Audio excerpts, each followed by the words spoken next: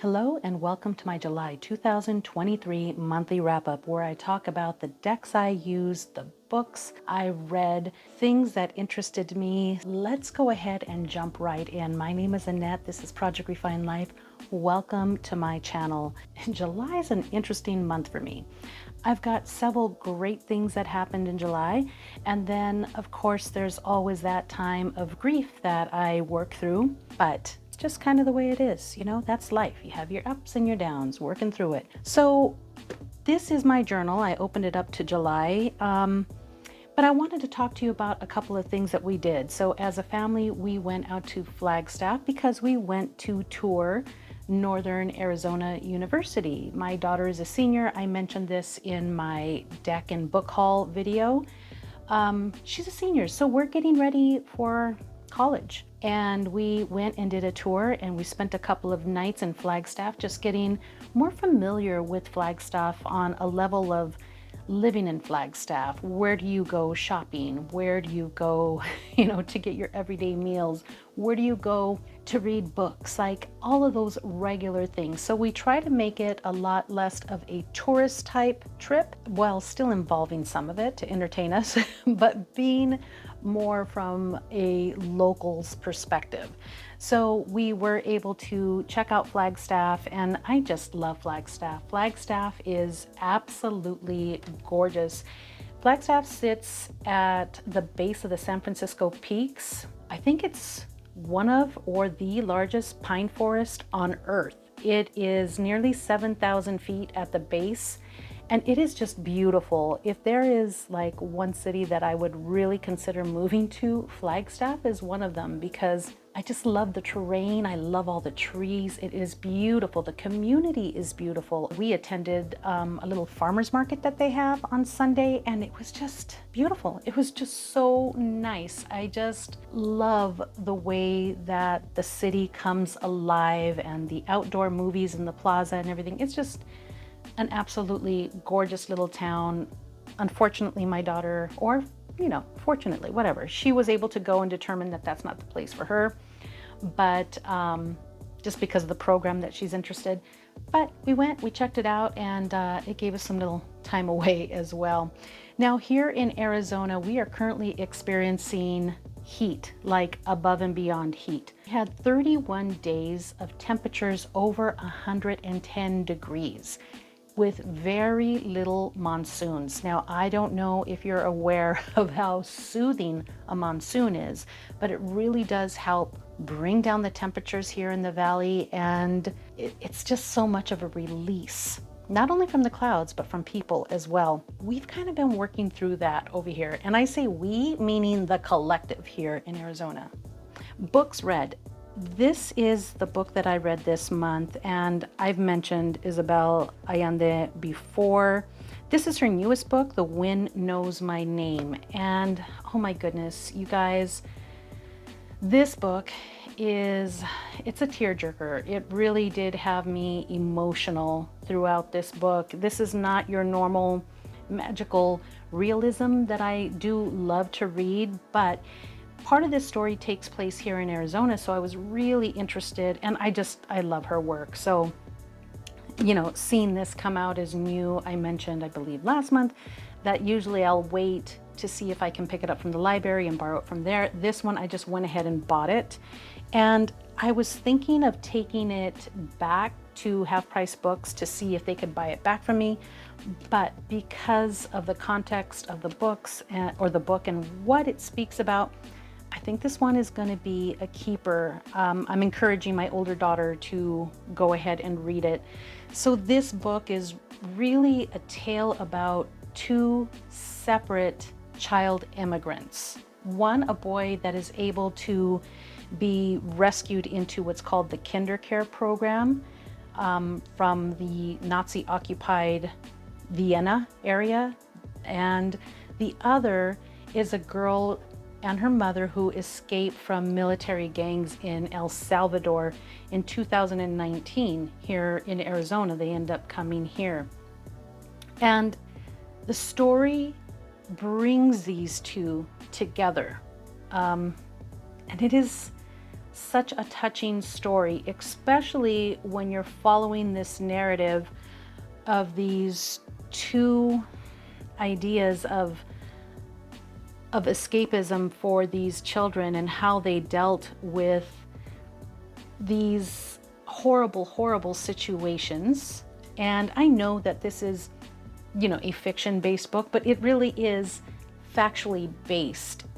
If you know, look at the entirety of this book, oh my goodness, it is just a beautiful book. It makes you think. It's so sad that not only, you know, did this happen once or twice, but, you know, it just continues to happen. The way that children are treated and manipulated and taken advantage of, and the things that we as people put other people through, it is just absolutely horrendous. But overall, I loved the book. It was just an amazing book, and it made me cry. So there we are with that. A book that I've been using lately in my journal is The Seasonal Soul, A Mystic's Guide to Inner Transformation. And it has a section for the 4 seasons. And I've been kind of working through this and using this book to just read through, not reading, you know, chapter by chapter or anything like that, but just kind of opening it up to the summer section and working through little areas of it, which I've really enjoyed.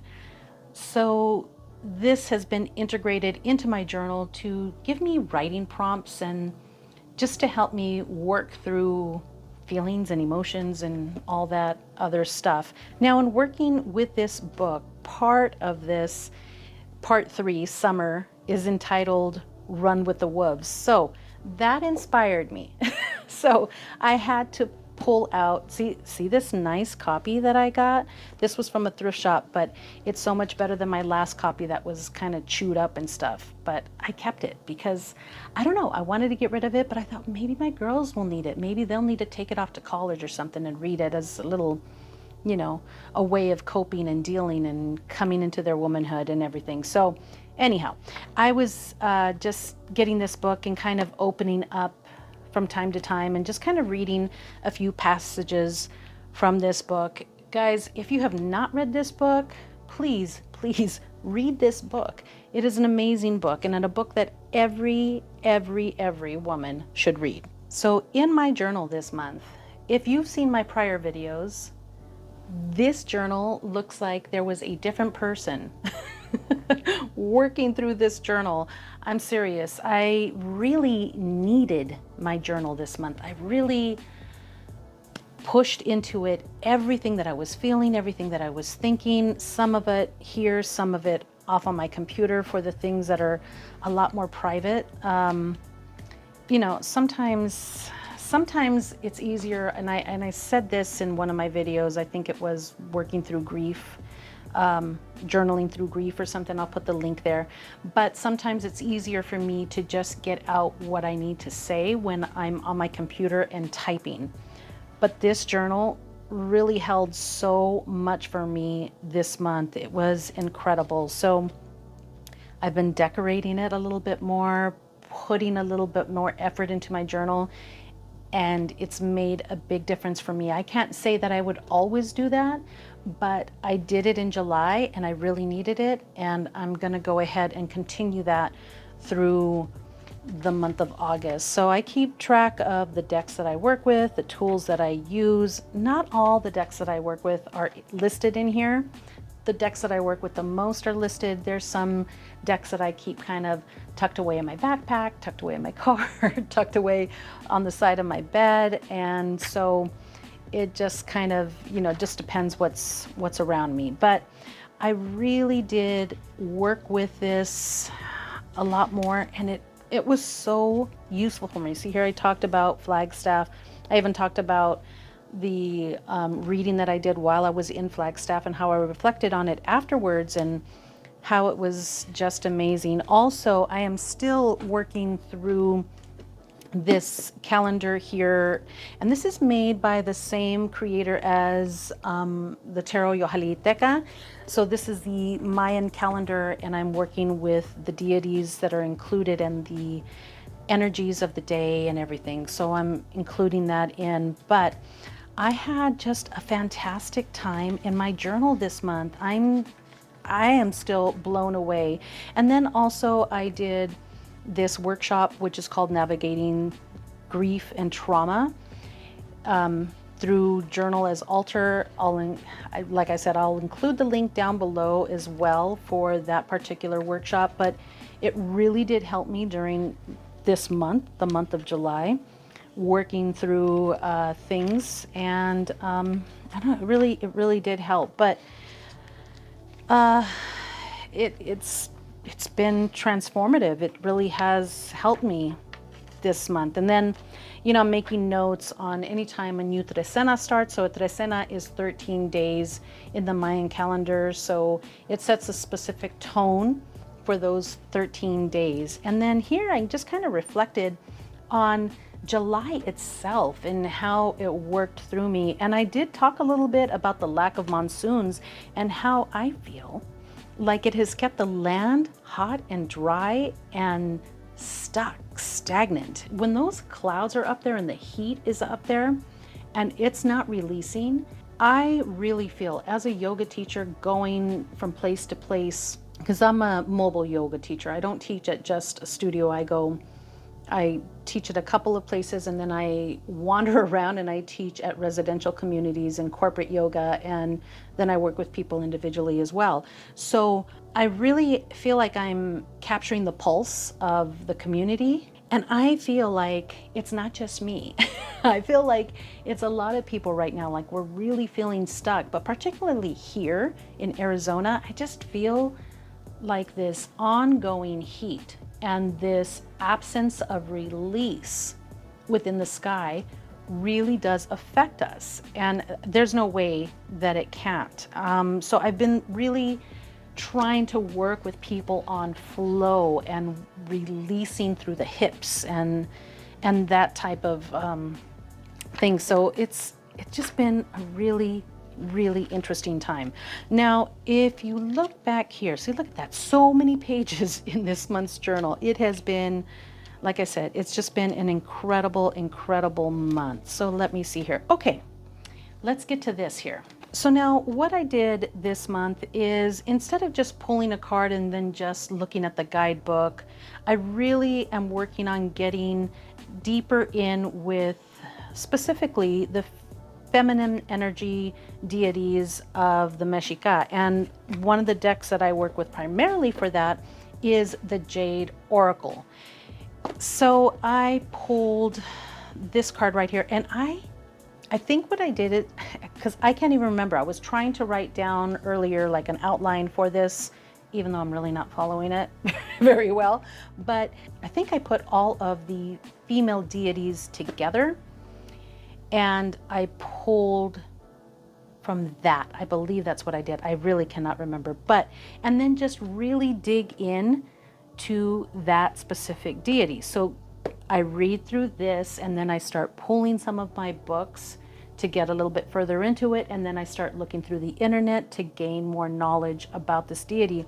Because unlike some of the other deities and goddesses where there is just books and books about these things and decks about these things, when it comes to the Mexica, it's very limited where you can obtain your information and find your information. You really do have to dig in.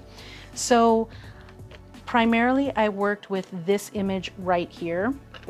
And then also I worked with the Sacred Mothers and Goddess by Claudia Olivos, because fortunately this was also in, it was in both decks, but very seldom do you find that. So I was very happy to be able to pull another card and another guidebook to just get a little bit more insight on this. But this specific deity, it really did help me this month, and that was my focus this month. And this deity, Tial Soltolti, is the Weaver of Filth. And I know that sounds weird, but you see this dark here? It's like she's eating the sins of people. So this is all about limpias and sweeping rites and fertility and childbirth and witchcraft and sexual transgressions and the absolved sins. So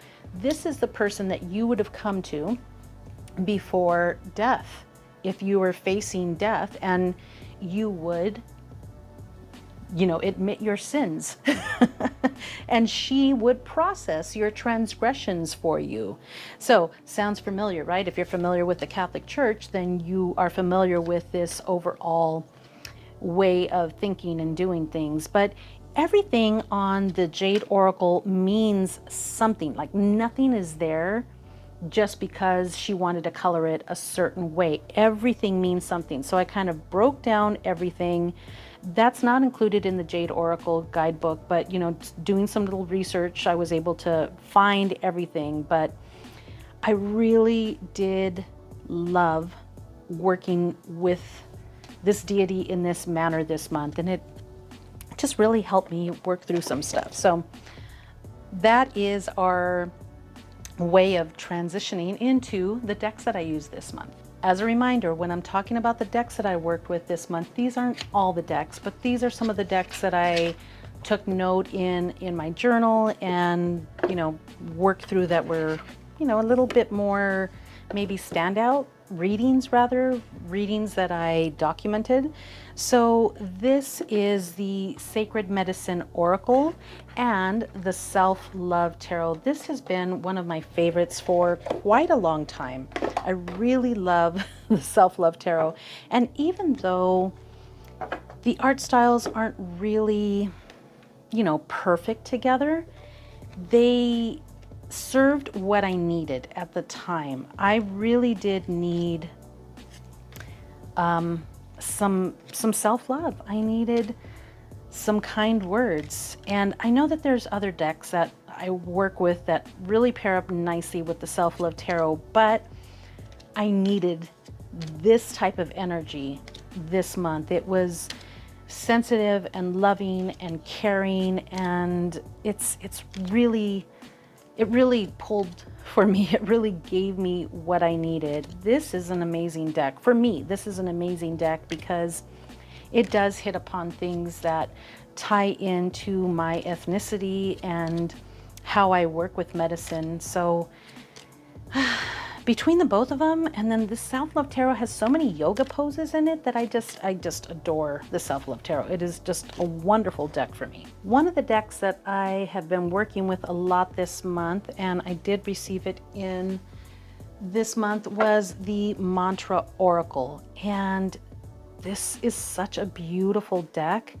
If you were at all into mantras, you cannot go wrong with this deck. That's my personal opinion. I just loved the way that it felt.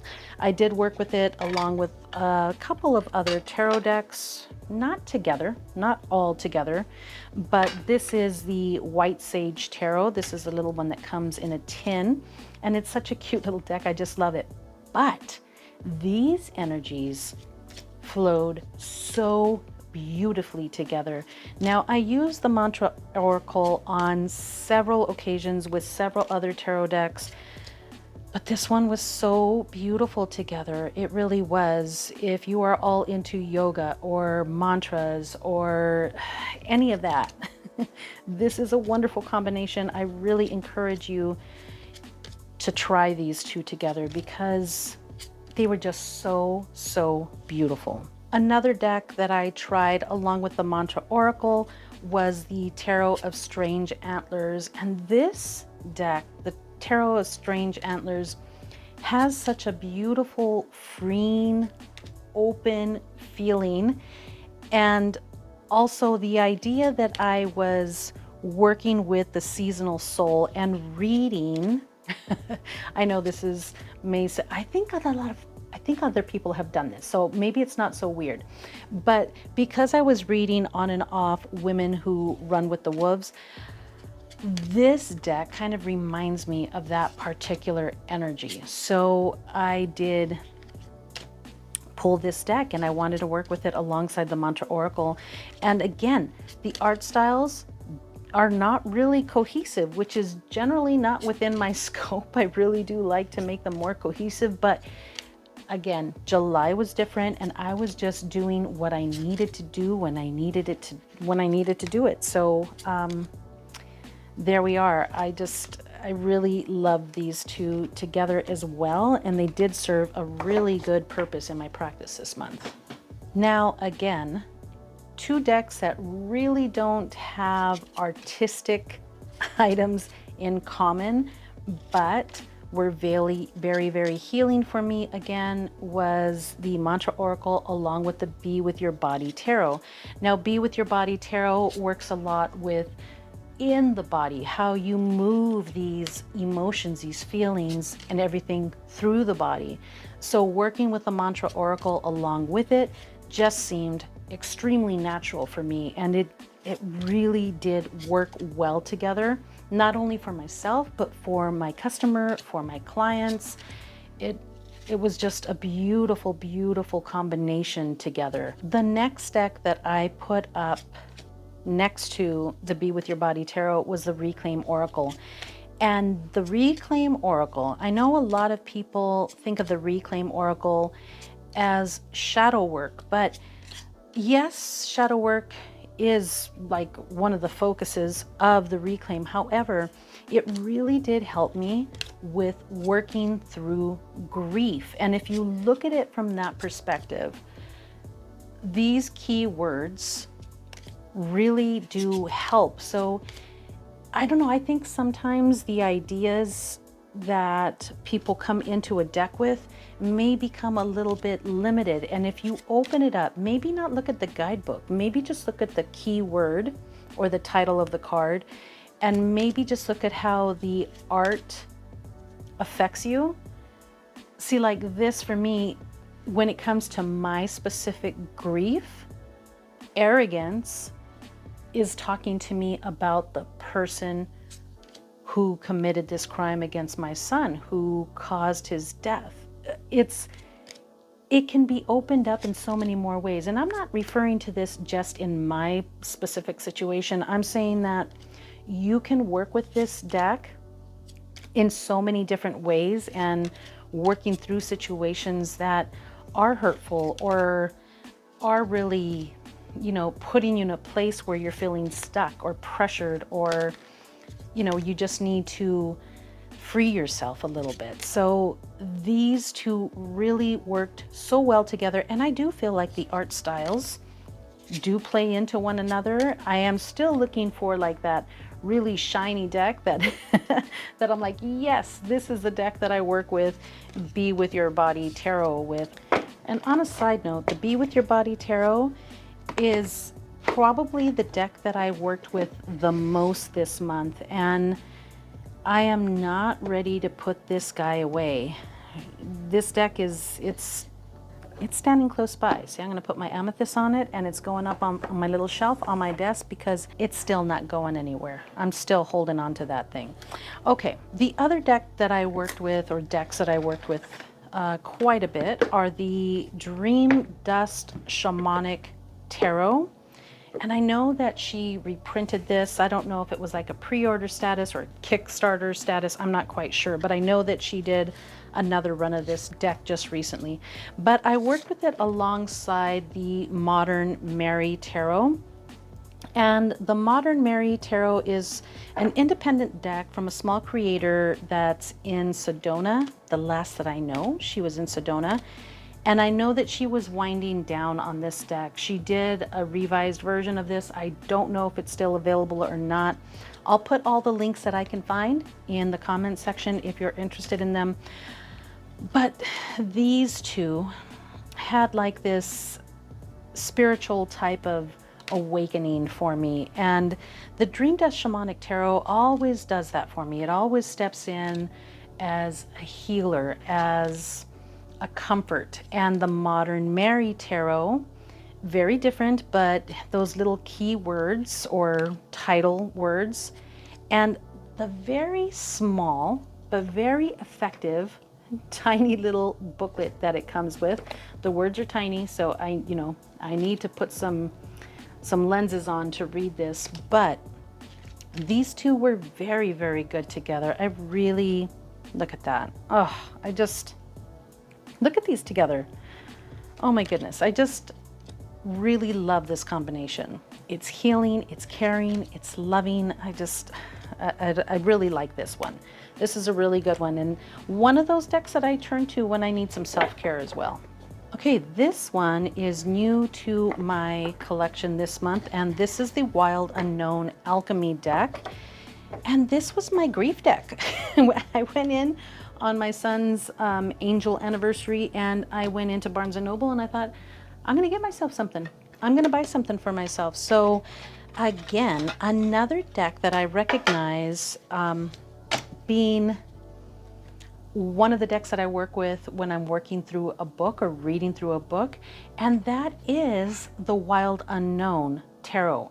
I don't know why, but I feel like that is also one of the decks that kind of goes hand in hand while you're reading that particular book. I don't know what it is, but anyhow, the other deck that I worked with alongside the Wild Unknown Alchemy deck is the Narrative Alchemy Tarot. Now, I don't know if I know I've mentioned this deck more than a few times. This is by our own Chrissy Bentley here on YouTube. And I love this deck. I love the words. I love that you can use it in the capacity of an oracle. I love the fact that you can use it as a tarot. It goes with numerous things. I can work with it on so many levels. I adore this deck. So even if I'm not talking about this deck all the time, I can guarantee you that this deck stays right within arm's reach, and I'm always working with the Narrative Alchemy Tarot. It just fits in so many different places for me and on so many different levels. I love it. Now, although I didn't work with all three of these together, I can easily see just by looking at these together how they would work so well side by side. I think it would be amazing. Now, the only thing is when I'm working with them like this, I'm looking at this, and I know that I gave the full-size version off to my daughter, but in looking at the small one next to this, like especially in this perspective, because I have the full size here, I can see how if I'm going to work with these three together, I would want the full size deck. I would just go and maybe borrow it from my daughter for that day. I don't know, but I love the little mini. I love the little pocket version of it.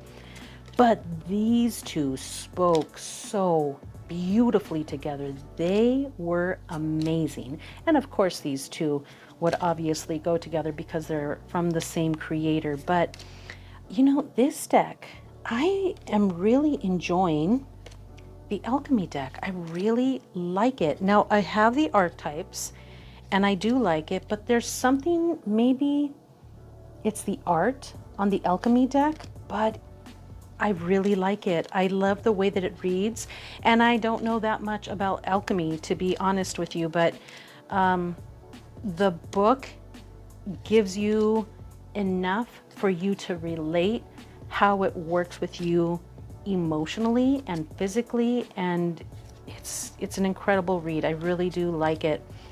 Some of the words are a little light within the guidebook, so I do need to have, look at that, oh, beautiful. That is just gorgeous.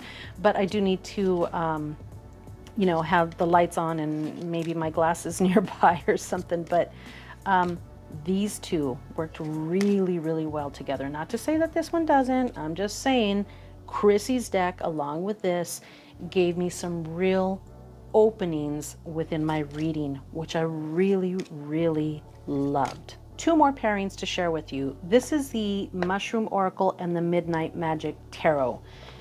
These two, obviously, you know, they're all about the shrooms, but they work so, so very well together. I really enjoyed the readings that I got from these two together. I really haven't worked with the Mushroom Oracle that much. I paired them up with some other decks and, you know, looked at how they were going to look together. But as far as readings are concerned, I haven't really explored that much yet. These are very dark centered, deeper type of decks, and you know, there's certain times where I need that type of a reading, but I really feel like this is going to come in a little bit stronger for me in the fall, which I'm really looking forward to. However, these two were really, really beautiful together. I got some very insightful readings, and it was, I think when I got that reading, I was like, no freaking way. Like, seriously, why are you calling me out right now? It was an amazing, amazing read. So these two together, they're just absolutely, absolutely beautiful. They really work well together. And I do look forward to working with this deck even more throughout the fall. Now, two of my straight shooters are the Daniel Martin Diaz Earth Magic deck.